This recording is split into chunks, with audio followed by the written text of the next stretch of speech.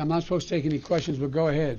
Mr. President, on Afghanistan, I'm not going to answer Afghanistan now. can you give facilities Okay. to Air Force, sir? I'm not supposed to take any questions. Oh, Afghanistan? No, I'm not doing that. Hey, which direction am I supposed to walk? Oh, we'll get to old politicians here in just a few segments on the show. So that brings us to 9/11. Obviously, we're coming up on the anniversary of 9/11. Joe Biden won't be in New York City for the anniversary of 9/11. Joe Biden will instead be up in Alaska. Now, that does matter. Why is Joe Biden not in New York City for 9/11? Or in the very least, standing at the Pentagon? Well, because Joe Biden doesn't care. That's really what it comes down to. We are now led, it's not just Democrats either, it's not just Joe Biden, but we are, as a nation, we are led by people with no patriotism. None. Many of them actually hate the country, and that's obviously really bad, but it's almost worse than that. There's just nothing that stirs inside of these people when you talk about America. The way it stirs inside of you, the way it stirs inside of me when we're at a football game. Maybe you're going to a football game. High school football is firing it up this Friday night. Maybe you're going to stand up there and put your hand over your heart as they sing the national anthem. And when they hit that land of the free note, even if you don't cry, I don't cry. I get close sometimes, though. It gets me. It's important for all of us to understand that feeling you get, that feeling I get. It's not in these people at all. When the President of the United States of America, you know what? Sit by the side for a moment. If you were tasked with greeting the families of the 13 warriors who died as they pulled their bodies off of a plane and their parents are seeing a covered casket for the first time where their son, where their daughter now lies, what would you be like with the families? You'd be wonderful. I know you would. Maybe you would cry with them. I know you would hug them. You would thank them for their sacrifice. Tell them what heroes their children were. That's how you would respond because you have this feeling inside of you about America and honoring the service to it. Did you see this latest from this Gold Star father who described how the commander-in-chief conducted himself? 2 years has gone by, and where are we? To be frank, we're knee-deep in is where we are. Everyone who held a key position in the military still has that position or has been promoted. Not a single person has been held accountable. Our so-called leader can't seem to even utter their names in public, and there couldn't be anything more disgusting and cowardly than the way you have treated us. You are a disgrace to this nation. You have no business having ultimate command over our military, and I regret not saying that to your face when I had the opportunity in Dover. I felt it more important to bite my tongue, but I also had more important things on my mind at that time, like receiving my son's lifeless body stateside. While I stood there on the tarmac, watching you check your watch over and over again, all I wanted to do was shout out, "It's 2:30." But out of respect to the other grieving families, I bit my tongue once again. Well, as you could probably tell by now, I'm done biting my tongue. You, sir, stole their lives, their futures, their dreams, and have ripped apart 13 families. You cannot even man up and admit that. Joining me now to discuss that and other things, my friends James Hasson, Jerry Dunleavy, authors of the book that is sweeping this country by the grace of God. People are reading it. Kabul, if you want to honor these people, honor our warriors, honor their sacrifice and find out who failed them, go pick it up. Highly recommend it. They're not just friends of mine, they're excellent authors. Okay, James, Abby Gay, that man's son, obviously, you just can't even imagine the anger and heartbreak he's going through. But Abby Gay did not have to happen. It wasn't inevitable, was it, James? No, it absolutely wasn't. And one thing that we reveal in Kabul is that there were several different opportunities to prevent this from happening. And to start chronologically, the very first mistake was giving up Bagram. And I know, Jesse, you and I talked about this a little bit on your show a few weeks back. But one thing that we didn't talk about was that the ISIS suicide bomber who killed 13 Americans, wounded 45 more, killed 200 Afghans, was in prison at a prison at Bagram Air Base.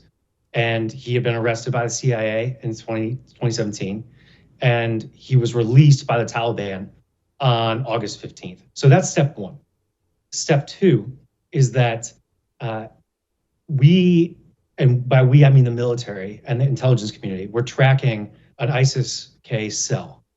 And the military put together a targeting package and asked for permission to conduct an airstrike on August 24th, so 2 days before the attack. And it was denied because Admiral Vasily and Major General Donahue deemed it infeasible due to negative reaction from the Taliban. And just to back up there, we actually struck that exact same location on August 27th, the day after the bombing.